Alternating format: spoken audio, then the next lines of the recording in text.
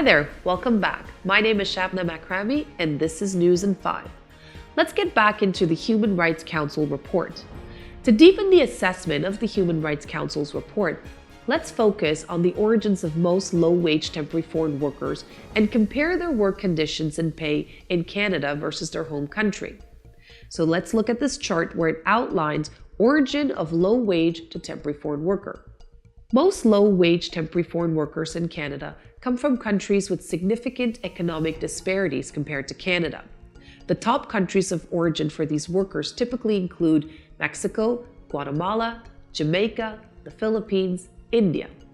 These countries have been the primary sources of temporary foreign worker in sectors like agricultural, hospitality, and construction. Workers from these regions often migrate to Canada due to the higher wages and better working conditions compared to their home countries. Let's compare the average wage and working conditions in Canada with those in working home countries for similar low-wage positions. So for example, Mexico will earn $5 US compared to in Canada, which is $15.83. In Guatemala, it's $3 American versus in Canada, it's $15 Canadian. Jamaica, $6 US, and in Canada, it's $16.75. Philippines, $7 US, and in Canada, $17.34. And in India, an average worker will make $4 US versus in Canada, $16.29. As you can see, a temporary foreign worker in Canada earns significantly higher wages than they would in their home countries. For instance, temporary foreign worker from Mexico working in Canada can expect to earn over 20 times more per hour than they would back home. This wage differential is a primary motivation for migration and reflects the economic opportunities available for the temporary foreign worker program. In their home countries, many of these workers face informal or precarious employment with little to no labor protections. Work environment can be unsafe with limited access to healthcare and other social services. By contrast, in Canada, temporary foreign workers are entitled to the same labor protections as Canadian workers. This includes safety regulations, fair working hours, and access to healthcare, all which are strictly enforced. The broader implications.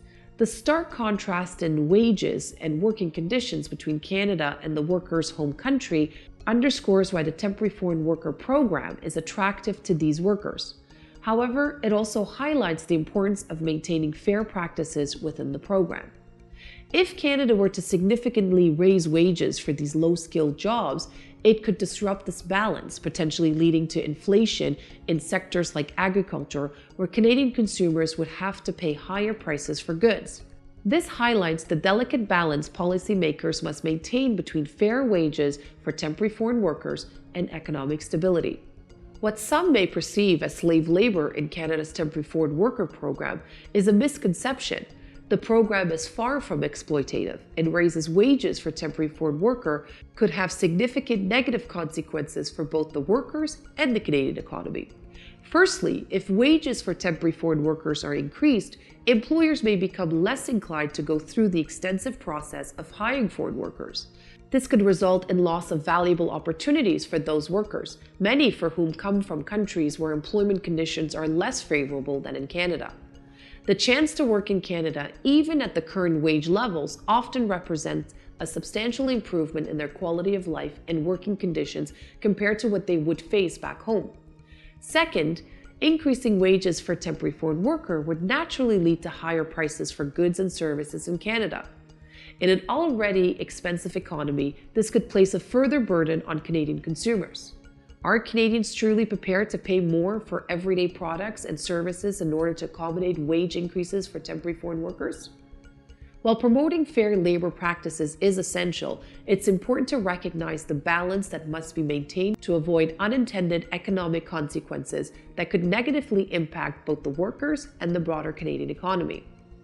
The narrative of slave labor doesn't take into account that real benefits that the temporary foreign worker program provides to workers from countries with far less favorable conditions.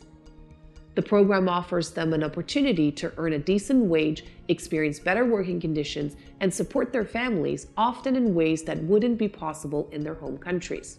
Therefore, the focus should be on ensuring fair treatment and reasonable compensation within the current framework, rather than making changes that would harm both the workers and the Canadian economy. So there you have it. That's my take. This is News in 5. My name is Shabna Makrami, and until next time.